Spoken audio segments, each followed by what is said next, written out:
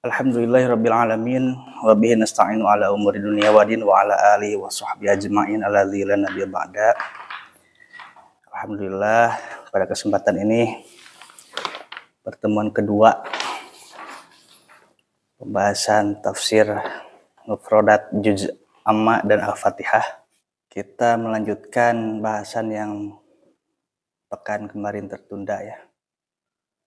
Kemarin itu baru sampai ayat 4 ya. Min syarril waswasil khannas. Ayat kelima itu allazi yuwaswisu fi sudurin nas. Sedikit review bahwa ayat keempat itu adalah menerangkan tentang dari apa kita berlindung kepada Allah Subhanahu wa taala. Min dari syarri kejahatan al-waswasi. Kecowas-kecowas dan al-khannas dan yang bersembunyi. Alladzi yang yuwaswisu, setan itu berbisik fi di dalam suduri dada-dada annasi manusia. Min dari golongan al-jinnati bangsa jin, wa dan dari golongan an-nasi bangsa manusia. Kata yuwaswisu sama akar katanya dari itu ayat keempat itu ya, waswasi itu. Nah ini yang dia ya yang ayat keempat itu. Nah ini sama akar katanya dari waswasa. Artinya dia bersembunyi berbisik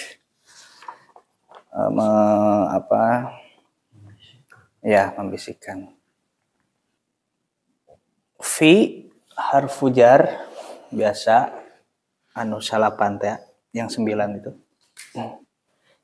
Suduri ini asal katanya adalah sodrun ya. Ya. Bentuk jamaknya sudurun.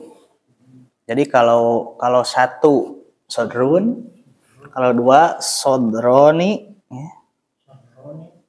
Ya. Nah, jamaknya sudurun. Satu dada, dua dada. Ya, dada. Dada.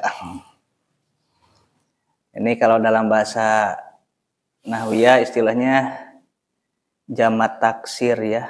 Jadi jamak taksir itu bentuknya tidak ada rumus baku. Kalau jamak salimnya nanti kita belajar jamak taksir dan jamak mudzakkar salim atau jamak muannas salim. Kalau ini misal jamaknya adalah jamak mudzakkar salim, berarti sodruna harusnya. Jadi ciri jamak mudzakkar salim itu adalah waw nun. Seperti muslimun, muslimani, muslimuna gitu. Itu jamak mudzakkar salim. Muslimina itu jamak. Ya, jamak muslimuna, muslimina. Nah, itu jamak mudzakkar salim, cuma dia bentuknya bentuk nasab atau bentuk majrur. Ini waw biasa diganti sama iya diganti sama waw, waw diganti sama iya. Yang waladolun itu dulu kalau masih lupa ya. Nanti kita belajar lagi ya. Kan jumlah itu ada mufrad satu tunggal, musanna dua, ada jamak. Nanti jamak dibagi dua, jamak mudzakkar salim, jamak muannas salim, dan satu lagi jamak taksir. Nah, ciri-cirinya perasaan dulu udah ya yang. Jadi ciri jamak salim itu waw nun. Doluna. Nah, bentuk jar dan bentuk mansubnya dolina wala dolina. Nah, sudurun atau suduri ini bentuk jamak taksir dari sodrun. Ya. Asalnya sudurun. Sudurun kan? Karena dia tidak ada alif lam maka harus tanwin. Tapi kenapa jadi sudurin? Karena diawali huruf jarfi. Nah, kenapa tidak ada tanwin tapi tidak ada alif lam tapi tidak ada tanwin? Karena dia jadi mudhof. Nah, ya pelajaran mudhof ilaih itu yang rumus mudhof hapus alif lam, hapus tanwin. Ya kan? Nah, suduri itu asalnya sudurun. Dia jadi jar, jadi kasroh karena diawali huruf jarfi. Nah, kenapa tidak ada tanwin padahal tidak ada alif lam? Karena dia jadi mudhof. Fi suduri di dalam dada-dada. Dada-dada apa? Nah, dada-dada manusia. Berarti anasi jadi kalau suduri jadi mudhof, anasi jadi mudhof ilaih. Ya, kan kalau ada mudhof harus ada mudhof ilaih kan? Kenapa dia kasroh, tidak nasu atau nasa? Karena ada huruf jar. Karena dia jadi mudhof ilaih. Kan mudhof ilaih itu harus harus kasroh kan? Masih ingat rumus mudhof ilaih? Mudhof itu hapus alif lam, hapus tanwin. Mudhof ilaih harus kasroh. Nah, jadi bentuk ini adalah bentuk hapus alif lam dan tanwin yang mudhof. Ya, mudhof hapus alif lam tanwin. Kasroh mudhof ilaih. Nah, itu. Sodrun itu arti asalnya adalah depan, muka. Bagian depan. Kenapa dada disebut sodrun? Karena dada di depan. Jadi sodrun itu arti asalnya bukan dada tapi muka depan gitu.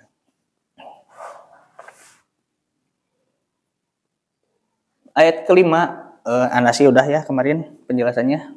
Asal katanya nasia, artinya lupa. Ayat kelima, min dari golongan al-jinnati. Nah, al-jinnati ini adalah jamak dari jinniyun.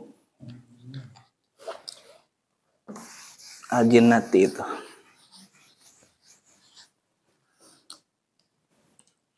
Al-jinnati asalnya adalah al-jinniyu.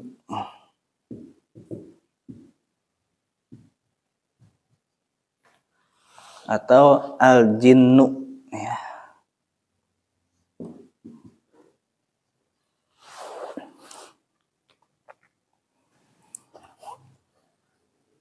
Al-jinnu hurufnya itu adalah jim, nun, dan nun. Kenapa dia ditasdid? Karena nunnya dua, jadi dia digabungkan pakai tasdid. Jarab kan itu. Kalau ada kalimat yang huruf yang dua sama, dia digabungkan, digunakan. Dengan catatan harus ditasdid. Al-jinnu itu asal artinya adalah sembunyi, Pak. Nyumput. Jauhnya. Jauh. Jadi arti asalnya itu sembunyi, terhalang. Nanti akan ada istilah al-jannatu. Al-jannatu huffat bil makarih, berarti kayaknya. Ya. Jannah arti asalnya apa? Ya, artinya surga. Aman. Surga. Suka dengar kalimat janin? Iya, janin. Janin? Apa janin itu?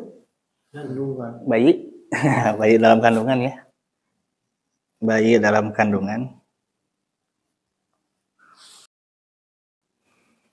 Suka dengar kalimat atau kata majnun? Pernah. Pernah. Orang gila. Orang gila. Muhammad Majnun kan, orang-orang Quraisy itu menghina Rasul itu Muhammad Majnun. Ya. Majnun.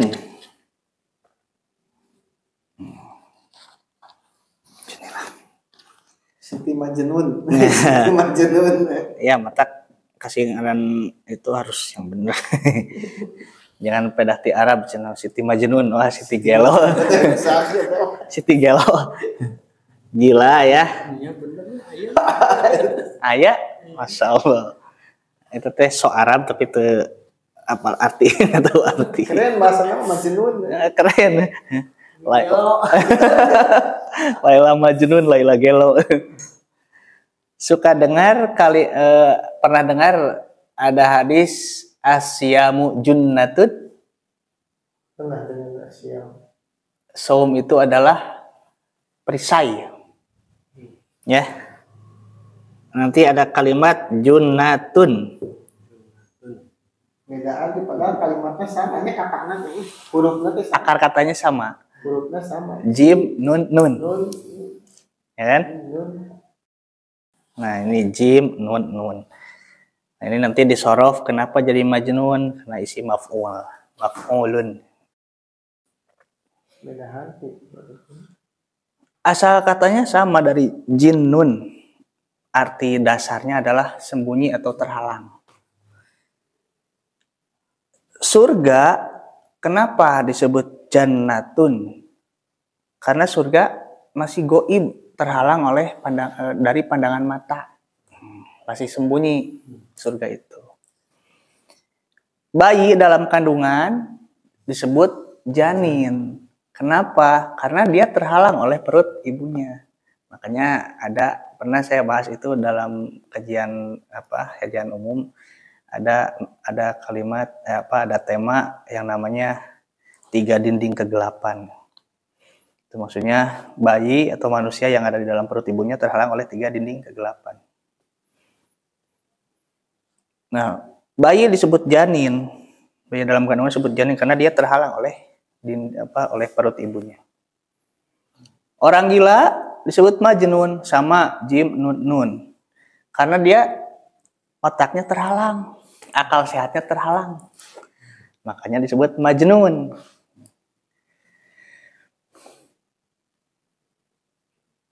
Perisai, tameng disebut junnatun dalam hadis asyamu junnatun. Saum itu adalah perisai, saum teh tameng. Sama jim nun nun asal hurufnya itu. Kenapa perisai disebut junnatun? Karena dia tempat berlindung, tempat bersembunyi dari serangan tombak, panah dan lain sebagainya. Nah, jadi dalam kosakata bahasa Arab itu uniknya seperti ini. Ketika ada kalimat yang susunan hurufnya sama, artinya itu tidak jauh beda, punya makna yang sama. Kan di Sunda juga ada seperti guling, golong, gelung, gelang. Beda artinya. Guling, guling. Ya. Golong, gelung, gelung, lemut. Gelang, gelang. Guling, buleud teh arti teh Pak. Makna teh. Gulung, buleud. Golong, buleud. Gelang, buleud. Ya. Getah sareng getih. Getah mah getihna manusia. Getah mah getihna tatangkalan. Getih mah getahna jelema. Aya oge soko, suku. Soko, suku, siku, siki. Sarua SK kan. Soko mah sukuna boboko. Suku mah sokona jelema gitu. Belet, belit, belot, belut. Sarua apa baliut. Gitu. Istilah di Sunda mah itu sawanda ya, kalimat sawanda. Tanggah tonggoh. Tanggah luhur ka luhur tonggoh ge luhur. Bulu bala Bulu bala bolu. bulu. Nah, itu. Ya, jadi jinnun itu arti asalnya adalah sembunyi. Tersembunyi atau dia terhalang. Karena pada hakikatnya jin itu goib seperti jannah. Dia tidak terlihat, dia terhalang oleh dari pandangan mata manusia. Makanya bohong ketika ada orang yang mengaku pernah melihat jin. Karena jangankan kita manusia biasa, Rasul pun tidak semua Rasul diberi izin oleh Allah itu untuk bisa melihat jin. Adapun ada hadis yang pernah menerangkan bahwa Umar pernah menangkap jin ketika mencuri kotak amal kan, waktu mengajarkan surat Yasin, surat ayat kursi itu. Itu bukan bentuk jin yang sebenarnya. Dia jin tapi menjelma jadi manusia itu. Jadi bohong banget, bohong pisan ketika ada orang yang mengaku pernah melihat jin. Sebetulnya dia udah berubah bentuk dulu baru bisa melihat. Ya, dia harus. Kata si jin juga, saya bikin menemui manusia itu tidak sembarangan. Karena ada, kalau kita juga ada beberapa lah ya Prosedur dulu. Si jin juga ada prosedur dulu. Betul. Yang nampakin ke kita itu bukan jin sebetulnya, Iya. tapi ngajirimkan bermaksud. Ya. Karena Orina iya mah si Orina jelema gitu. ya. Jin goreng. Jin korin. Nanti kan jin itu bisa menjelma menjadi anjing hitam, jadi ular, jadi kalajengking. Nah itu bisa, memang ada keterangannya. Makanya ketika ada anjing hitam, pernah makhluk-makhluk yang berwarna hitam ya, punten ya bilih aya nu kirang bodas jadi. Gitu. Waktu sahabat ada hadisnya kan, kalau misalkan ada ular hitam di rumah kan. Ya, bunuh ya. Selama 3 hari atau gimana. Oh lupa di hadisnya. Nggak dia kategori jin atau emang hewan benar-benar kan? Ya, betul. Ya, karena memang jin itu bisa hinggap di hewan-hewan yang biasanya warnanya hitam. Seperti anjing hitam, kucing hitam, kalajengking, ular. Jelema hidung. Jelema hidung. Lecehan.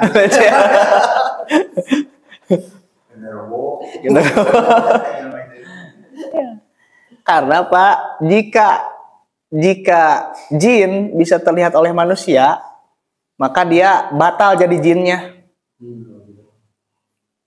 Ini kan jin itu goib ya, jin itu goib. Nah, kita harus tahu kriteria goib itu seperti apa. Yang pertama, tidak terlihat mata. Yang kedua, tidak terasa tidak bisa diraba. Yang ketiga, tidak tercium. Yang keempat, tidak terdengar. Jadi jin itu yang namanya goib itu harus memenuhi 4 kriteria ini. Jika tidak ada salah satunya, maka batal dia jadi goibnya gitu. Contoh, pernah kentut? Sering. Bunyinya katanya. Ya, kentut terlihat tidak? Tidak. Warnanya tidak tahu ya, apa warnanya hitam, kuning atau gitu. Kita tidak tahu kan, karena tidak terlihat. Tapi dia tercium. Kadang-kadang tercium, kadang tidak ya. Maka kentut tidak goib meskipun dia tidak terlihat. Meskipun dia tidak terdengar, tapi ketika dia tercium, maka tidak goib gitu. Angin tidak terlihat. Terasa. Ya, tidak terlihat, tidak tercium kan? Tidak tercium, tapi dia terasa. Maka dia tidak goib meskipun tidak terlihat dan tidak tercium. Nah, jadi kriteria goib itu harus memenuhi 4 perkara, 4 ini. Makanya jika orang yang mengaku pernah melihat jin itu bohong. Karena yang nama jin itu goib, dan goib itu harus memenuhi 4 kriteria tadi. Batal dia jadi jinnya. Kok goib tapi ketinggalikan yang atunya sat goib lah, gitulah kasar namanya. Makanya Imam Syafi'i itu berkata, barang siapa yang mengaku pernah melihat jin, maka batal syahadatnya. Wah, luar biasa Pak Imam Syafi'i itu. Kalau batal syahadatnya berarti dia keluar dari Islam. Hati-hati ketika ada orang yang mengaku pernah melihat jin, itu harus kita ingatkan. Bahaya. Ada orang kayak ahli supranatural. Ya. Nah, itu teh Pak 80% bohong, 20% wadul gitu. Barohong Pak. Ngalieur gitu. Ikan orang Pak jangan contohnya kan madanya rokil. Ya. Jadi rumahnya orangnya bisa kanakan bisa ditakuti. Betul. Kenapa demikian? Nah, ini nanti kita bahas di sini, ada hadisnya ya. Kenapa kok orang yang percaya dengan adanya penampakan seperti Nyi Roro Kidul atau Kunti Genderuwo kayak gitu pocong ya, kenapa itu selalu ditampakkan, ya kan? Atau engkau cenah bohong, jin urusan bohong, tapi ayah nu pernah meninggal gitu kan, tapi ada yang pernah lihat. Nah, ini nanti kita bahas tentang divisi atau program kerja setan. Di sini ada hadisnya. Perhatikan kalimat min. Ayat ke-4 dan ke-6 ada min sama ya.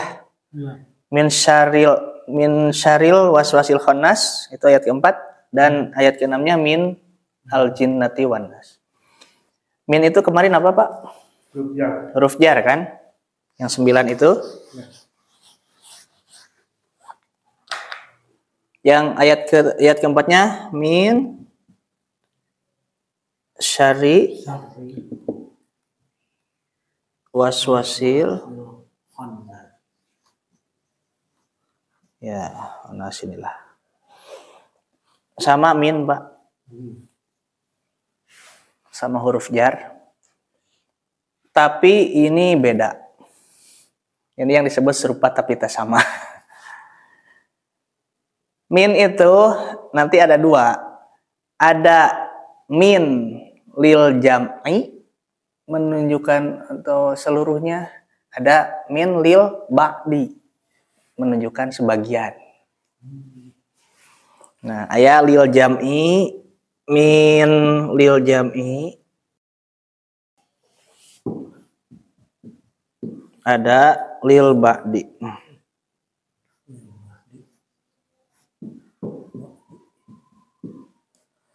Ya. Ini min itu bisa lil jam'i menunjukkan keseluruhan, ada lil ba'di sebagian. Min dalam ayat ke-4, yang keempat ya. Min dalam ayat ke-4 ini adalah lil jam'i, menunjukkan seluruh. Kenapa? Dari segi makna dia min syaril waswasil khannas, dari kejahatan. Maksudnya ini dari seluruh kejahatan. Kita berlindung kepada Rob manusia itu dari seluruh kejahatan. Kejahatan setan yang berbisik dan yang bersembunyi. Nah, sementara min dalam ayat ke-6 ini adalah lil ba'di. Sebagian. Dari sebagian golongan jin dan dari sebagian golongan manusia. Kok beda? Iya, karena tidak semua jin ini bertabiat seperti setan. Jadi tidak semua jin bertabiat baik dan buruk. Tidak semua jin bertabiat baik dan tidak semua jin bertabiat buruk. Seperti halnya juga manusia.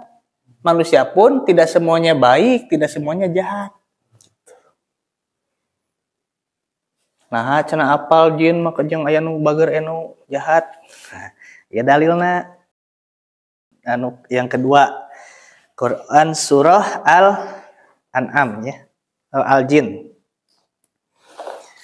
Ya, dalam surah Al-Jin di Allah Subhanahu wa taala berfirman, a'udzubillahi minasyaitonirrajim wa anna minas solihuna wa minna duna zalika kunna tara'iqa qidada. Dan sesungguhnya kami di antara kami itu wa anna minna ya, dan sesungguhnya di antara kami itu sebagian as-solihuna ya, ada yang soleh.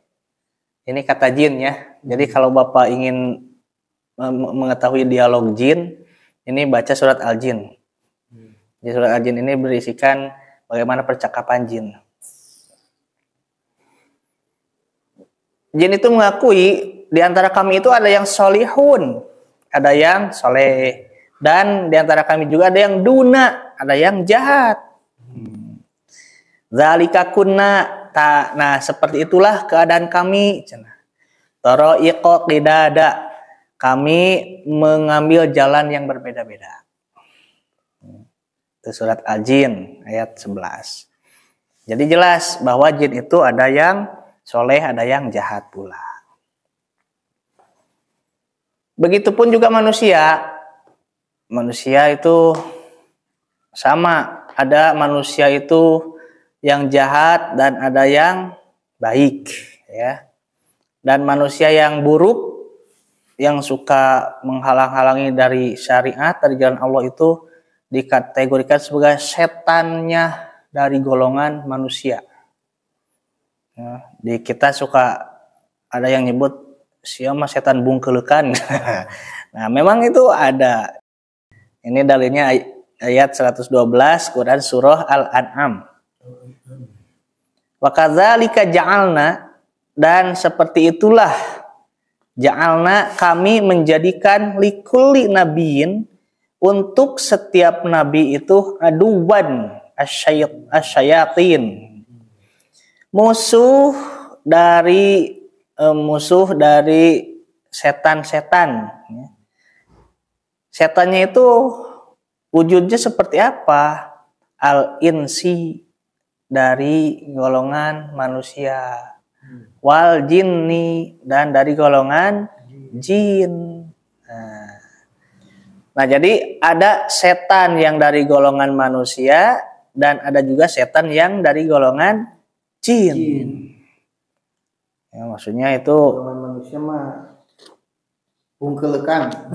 ya, manusia mah bungkelekan seperti Abu Lahab kalau dulu kan, Abu Jahal. Nah, sekarang ada Abu juga sama Abu Jendes. Bangsa setan, bangsa manusia itu kayak seperti itu kelakuannya, nggak jauh beda ya. Maka dari keterangan kemarin dan yang barusan itu kita kategorikan bahwa ternyata ada dua program kerja setan. Program kerja setan itu dibagi dua divisi. Yang pertama ada setan al-waswas yang pekerjaan itu membisik-bisiki. Dan yang kedua divisi kerjanya itu al-khannas. Al-khannas itu bersembunyi ya. Jadi kalau di manusia itu ada divisi, misal ada TNI, Angkatan Laut, Angkatan Darat, Angkatan Laut, Angkatan Udara gitu kan. Setan pun sama. Ada divisinya al-waswas dan al-khannas. Bedanya al-waswas dan al-khannas itu, Pak, jika al-waswas itu pekerjaannya dia menggoda supaya manusia batal melakukan amal soleh. Jadi setan al-waswas itu kerjanya adalah membisikkan kepada manusia supaya tidak jadi atau batal mengerjakan amal soleh. Nah, sementara al-khannas itu supaya amal soleh yang dilakukan oleh manusia batal mendapat pahala. bedanya. Jadi kalau al-waswas itu dia membisiki supaya manusia tidak jadi melakukan amal soleh. Kalau al-khannas, iya, manusia dia sudah beramal soleh, tapi bagaimana caranya supaya tidak dapat pahala itu. Nah, ini hadisnya, hadis tentang program kerja al-waswas, ya, setan al-waswas. Inna syaitona, sesungguhnya setan itu qa'ada. Qu'udan itu arti dasarnya adalah duduk. Ya, nanti ada kalimat qa'idun. Qa'idun itu orang yang duduk, bukan orang yang modiar. Di Sunda modiar qa'id ya. Masya qa'id. Gitu. Iya. Qa'ada itu qa'id itu isim fa'il kan? Isim fa'il. Qa'idun. Nah, gitu kan? Qa'idun. Arti asalnya orang yang duduk, seorang laki-laki yang duduk deh itu. Seperti kemarin Malikun, seorang raja. Ini Qa'idun, orang yang duduk. Jadi dasar katanya qa'ada. Qa'ada. Nanti ya, qu'udan, qa'idun, maq'udun. Nah, itu. Nanti belajar sorofnya ya. Inna syaitona, sesungguhnya setan itu qa'ada, dia duduk. Nah, arti rasanya duduk, tapi di sini maknanya adalah menghalangi. Menghalangi libni Adama, kepada manusia. Ibnu Adam itu manusia. Kemarin kan disebutkan bahwa manusia itu sebutannya ada Bani Adam, ada insu, anas, ya insan, bashar ya. Kalau ada menghalangi libni Adam kepada manusia itu bitoriqihi, ya, dalam jalannya, jalur ketaatan maksudnya. Kalau ada lahu, setan itu menghalangi manusia bitoriqil Islam, dari jalan Islam. Faqala ataslimu, kenapa kamu masuk Islam? Watadru dinaka wadina abaika. Kalau masuk Islam, kamu berarti meninggalkan dinaka, agama nenek, agama kamu, agama terdahulu, agama awal dia gitu ya. Wadina abaika, dan agama nenek moyang kamu. Qala, maka manusia itu fa'asohu, tidak menghiraukan. Asohu itu dari maksiatnya, aso maksiat, jadi membangkang lah. Ini fa'asohu itu membangkang kepada godaan setan ini maksudnya. Wa aslama, maka dia masuk Islam. Jadi ada orang yang digoda untuk masuk Islam, tapi orang itu dia tidak menghiraukan, membangkang godaannya itu, melawan lah ya. Qala, kata Rasul, wa qa'ada lahu bi tariqil hijrah. Kemudian setan menghalangi manusia bi tariqil hijrah, dari jalan hijrah. Faqala, atuhajiru, kenapa kamu hijrah? Wa tad'u ardaka wa sama'aka. Kalau kamu hijrah, kata setan itu, menggodanya itu ya, kamu akan meninggalkan ardoka, bumimu, wasama aka, dan langitmu. Jadi maksudnya adalah meninggalkan tempat tinggal, meninggalkan lingkungan. Fa'asahu, maka orang itu tidak menghiraukannya, wahajiru, maka dia berhijrah. Summa, kemudian qadalahu bitariqil jihad. Setan ketika dia gagal menghalangi dari jalan hijrah, dia tidak berhenti di sana. Dia menghalangi lagi kepada manusia itu di jalan jihad. Wa huwa jihadun nafsi wal mali. Ya. Kenapa kamu jihad? Padahal jihad itu, kata setan, itu jihadun nafsi, mengorbankan nyawa dan harta, wal mali, harta. Ya. Faqala, setan masih menggoda, tuqatilu, kamu berperang, fatuqtalu, dan kamu terbunuh. Naona jihad lah, kete ngorbankeun nyawa, ngorbankeun harta, kamu teh nanti itu berperang, kemudian terbunuh. Fatun kahul mar'atu, istri kamu dinikahi orang lain karena jadi janda. Wa yuksamul malu, dan harta yang kamu kumpulkan itu yuksamu dibagi-bagi, diwariskan ya. Jadi godaan setan itu ketika orang mau jihad itu seperti ini. Lamun suk teh mah perang. Kabayang kuring aya numaihan. Kabayang pamajikan jadi randa. Aduh, bari geulis keneh. Dikawin batur.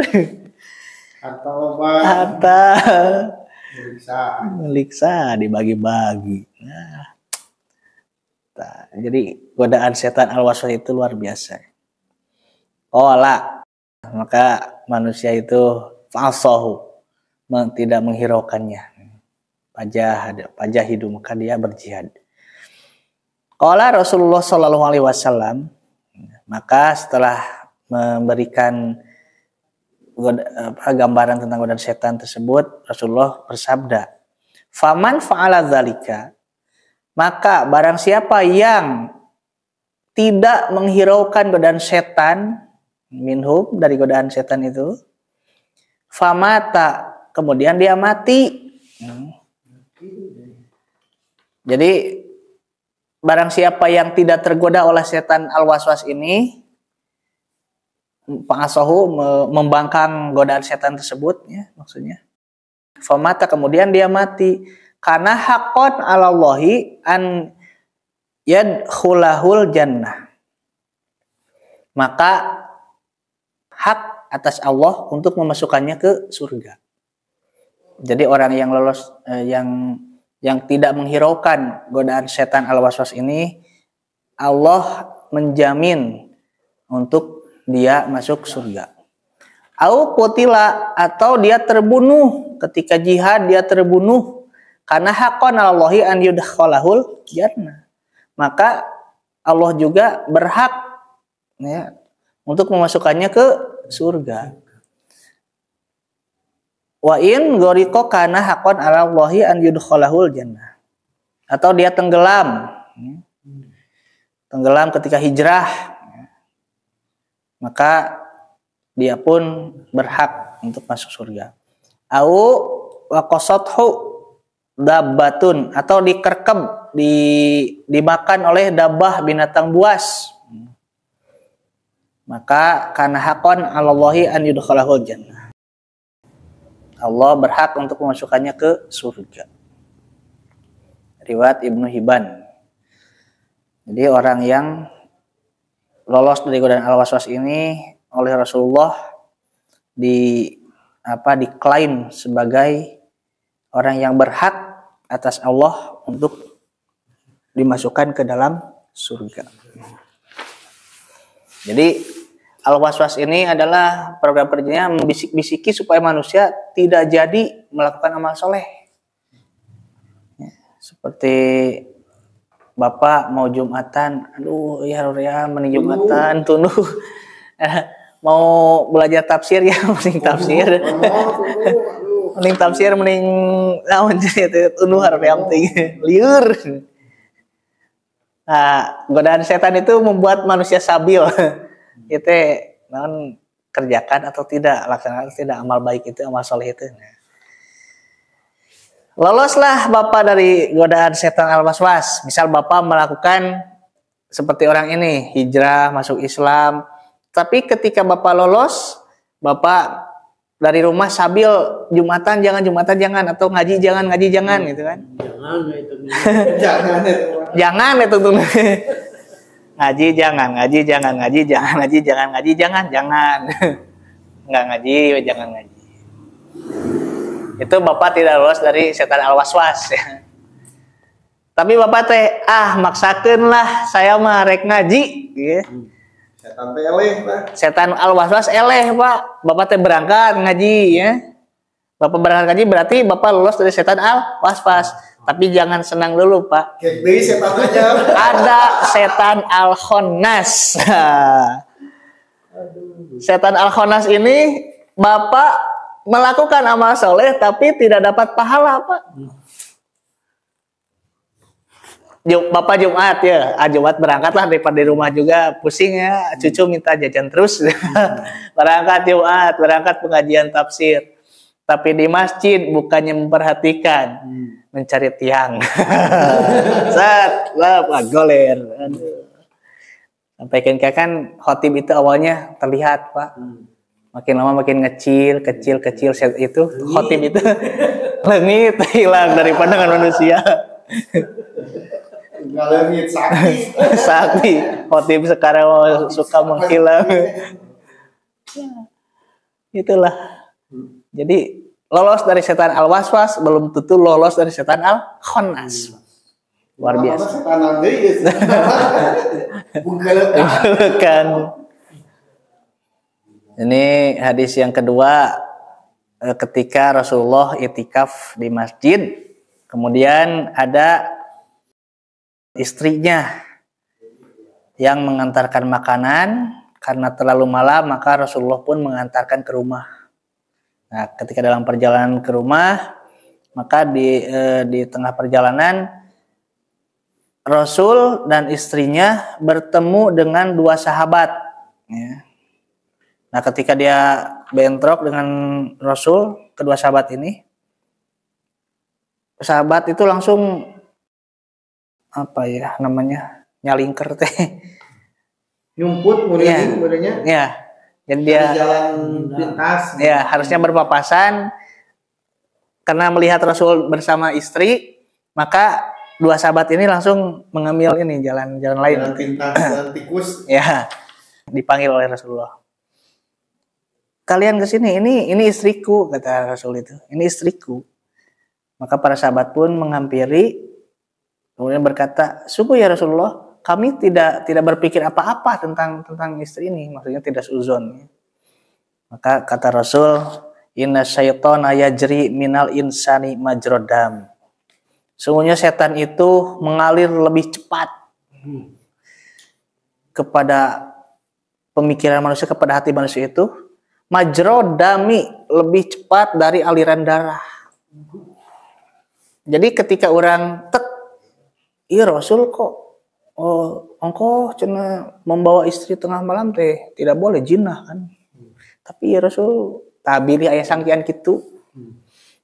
Soalnya setan itu merasuk mengalir ke dalam hati manusia itu lebih cepat dari aliran darah. Makanya oleh Rasul dijelaskan bahwa ini istriku, bukan siapa-siapa gitu. Makanya Rasul itu berkata, wa ini khasyitu an yulqiya fi anfusikuma syai'an. Aku khawatir jika kalian menyangka buruk ya dalam diri kalian. Jadi takut sahabat suuzon Rasul nyanyanak istri yang peti yang naon habis gitu.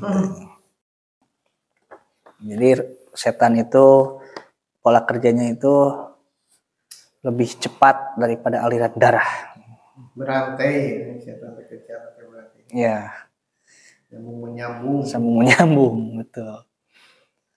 Nah, kenapa tadi pertanyaan Pak Ayi, kenapa ada orang yang bisa kebetulan ada Nyi Roro Kidul melihat pocong atau lain sebagainya? Karena ini setan itu ketika ada orang yang berpikiran menyimpang dari aturan, maka oleh setan didukung. Jadi oleh setan itu dikompori gitu, Pak. Nah, ketika ada orang yang berasumsi dia berasumsi akan sesat, maka oleh setan itu dituntun dia. Makanya ketika ada orang yang pesugihan Nyi Roro Kidul, nelayan yang percaya bahwa jika tidak ada pesugihan untuk Nyi Roro Kidul akan sial. Nah, oleh setan itu didukung dia. Nah, itu betul. Iya, genaheun ya korban. Maka ketika dia percaya akan kejadian hal itu oleh setan itu didukung dia. Jika tidak pesugihan, maka hasil tangkapannya kurang. Jika tidak ada pesugihan mencit munding, kepala kerbau, maka hasil pertaniannya akan gagal. Nah, itu oleh setan didukung ya, disupport.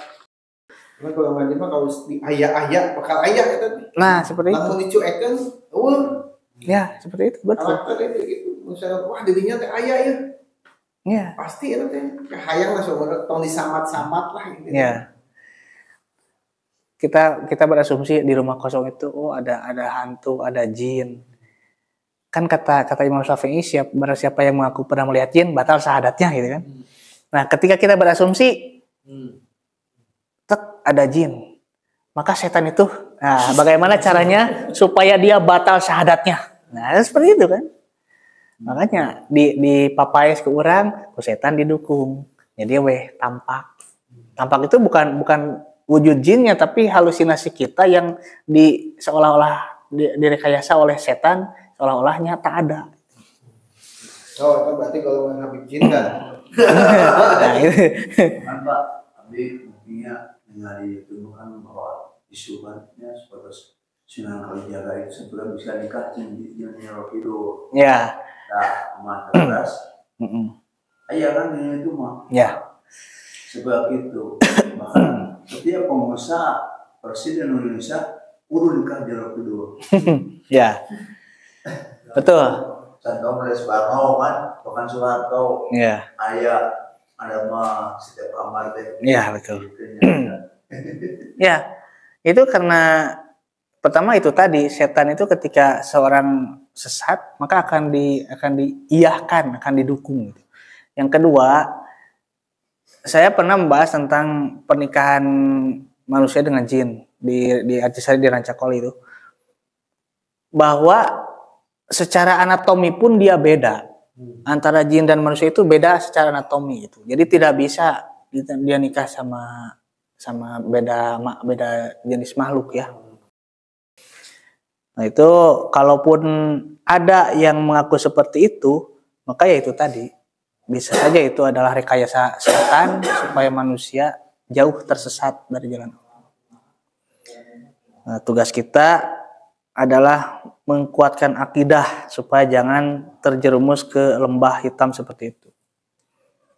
Jadi kita yakinkan saja apa yang dikatakan Al-Quran dan hadis.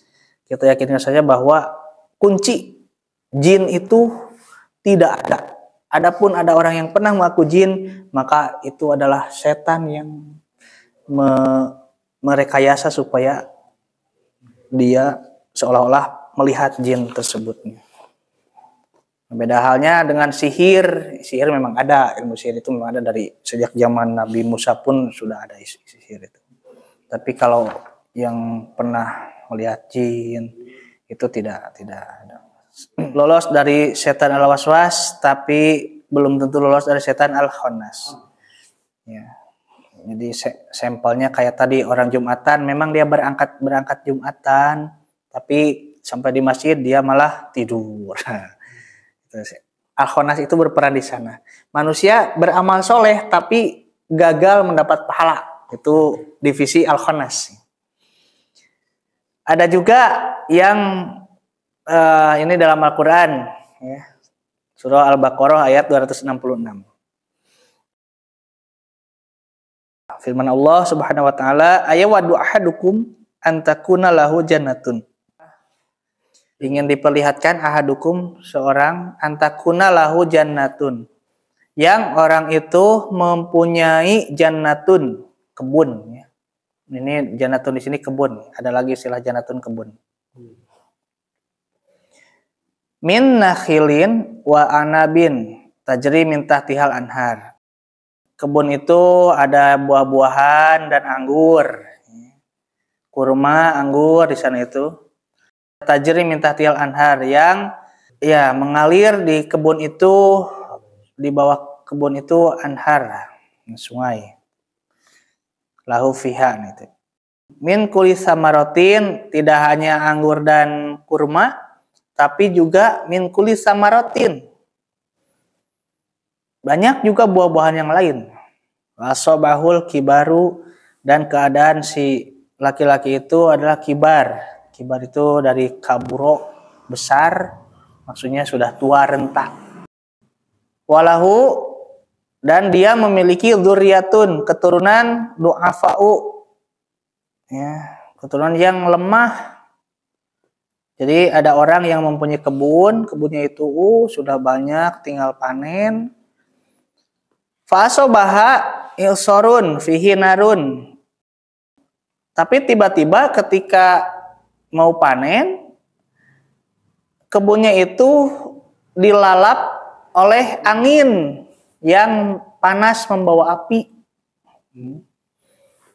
Jadi bisa kita bayangkan ada seseorang yang punya kebun kurma, anggur, dan tidak hanya itu, buah-buahan juga banyak.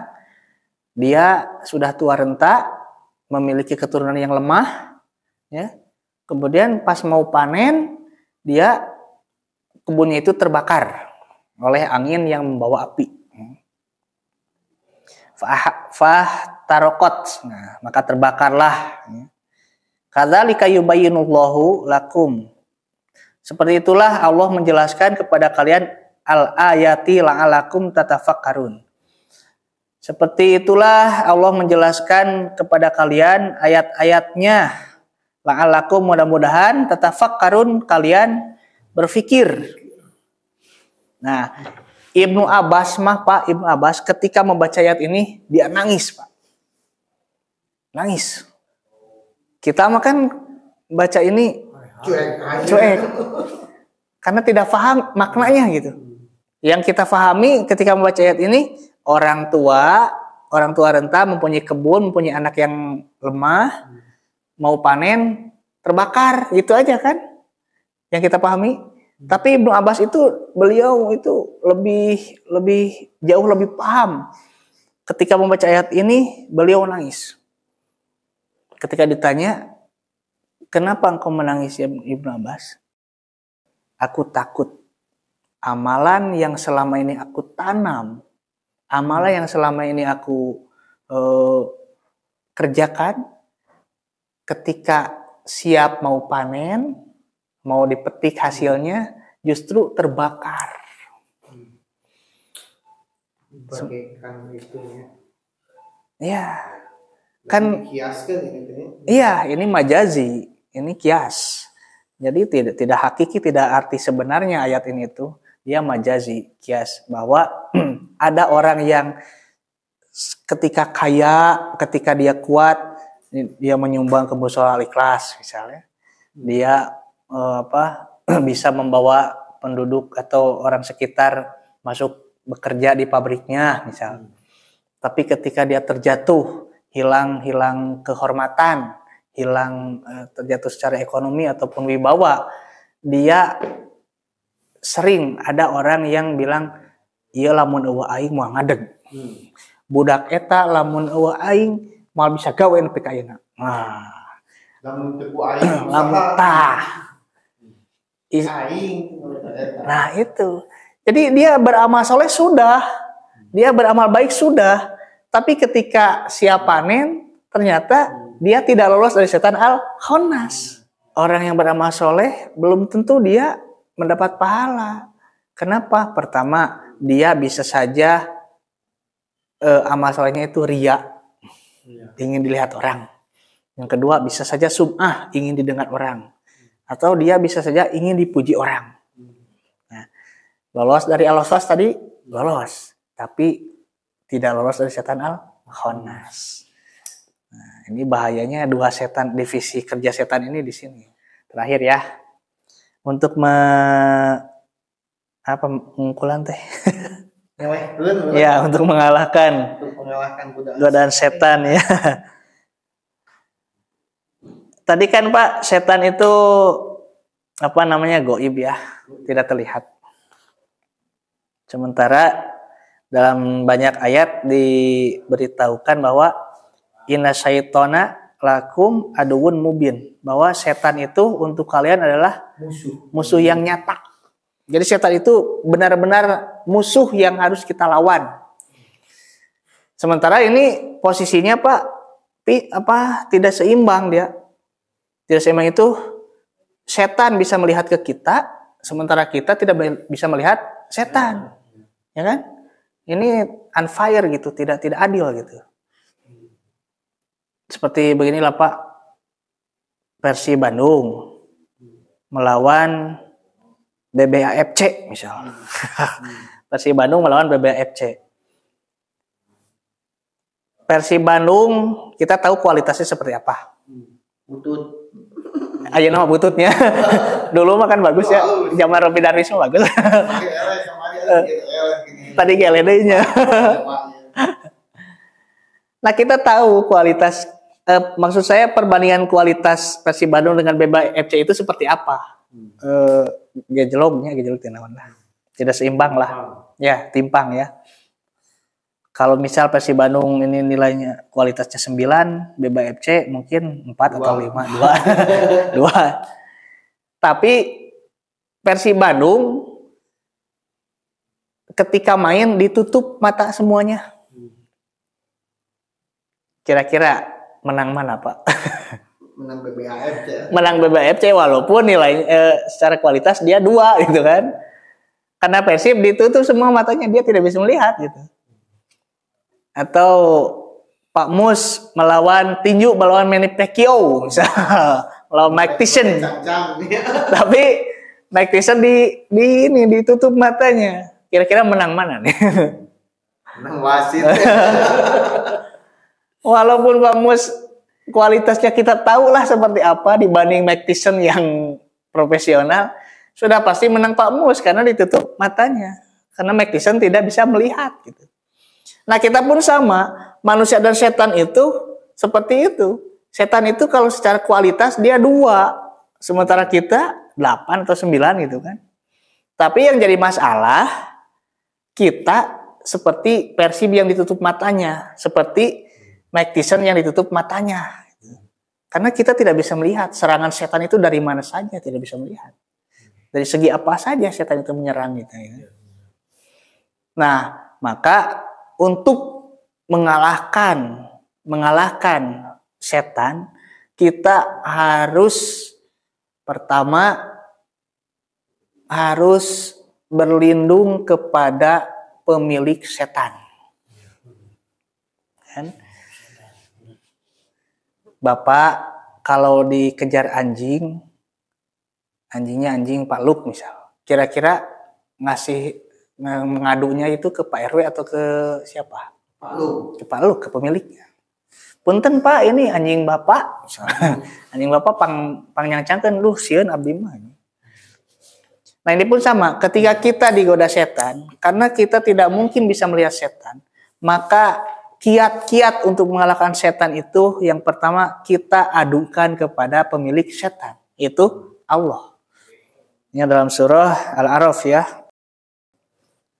Bisa dibaca bahwa jika engkau ya dalam keadaan lemah dan digoda oleh setan, fasta'idz billahi, maka berlindunglah kepada Allah. Innahu sami'un alim. Karena Allah itu Maha melihat, Maha mengetahui. Jadi ini Pak tingkatan gaib itu yang harus kita ketahui Pak. Allah itu Maha gaib. Ya. Di tingkatan kedua ada malaikat. Tingkatan ketiga ada jin, setan ya seperti itu. Dan di tingkatan keempat ini ada kita manusia. Allah bisa melihat kepada malaikat, setan, kita manusia. Malaikat ini tidak bisa melihat Allah. Ini karena Allah Maha gaib. Tapi malaikat bisa melihat dirinya, bisa melihat setan dan bisa melihat manusia. Setan ini tidak bisa melihat malaikat apalagi Allah. Tapi setan bisa melihat dirinya dan juga manusia. Nah, manusia ini tidak bisa melihat ketiganya ini. Ini hanya bisa melihat sesama jenisnya, ya. Maksudnya sama manusia. Nah, makanya ketika ada setan yang menggoda, ini tidak ada cara lain untuk kita mengalahkannya adalah mengadukan kepada pemilik setan. Kenapa? Karena Allah itu Sami'un Alim. Allah Maha mendengar. Makanya tidak ada cara lain untuk kita mengalahkan godaan setan itu adalah berlindung kepada Allah Subhanahu wa taala. Nah, itulah tafsir dari surat An-Nas, ya. Mudah-mudahan jadi sedikit ilmu yang bisa kita petik, dan untuk selanjutnya insyaallah kita akan menuju ke surah Al-Falaq, ya. Al-Falaq. Nah, sedikit mungkin tambahan. Ini kita perhatikan, Pak, dari ayat 1 dan 3. Qul a'udzu birabbin nas malikin nas ilahin nas.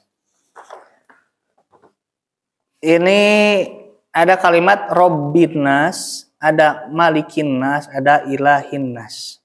Robbi itu yang mengurus, ya, yang mengurus manusia. Siapa maksudnya? Allah. Malikin nas, raja manusia. Siapa maksudnya? Allah juga. Ilahin nas, Allah juga. Sembahan manusia itu Allah juga, kan? Sebetulnya bisa cukup sampai qul a'udzu birabbin nas. Karena maksudnya Allah juga gitu maksudnya. Malikin nas Allah, ilahin nas juga Allah. Tapi ini diulang-ulang sampai 3 kali, ya. Beda dengan surah Al-Falaq. Al-Falaq kan qul a'udzu birabbil falaq. Bahwa berlindung itu birabbil falaq, kepada yang mengurus waktu subuh. Ayat keduanya langsung min syarri ma khalaq, dari kejahatan makhluk, ya kan? Dalam Anas itu lafaz Allah disebut 3 kali.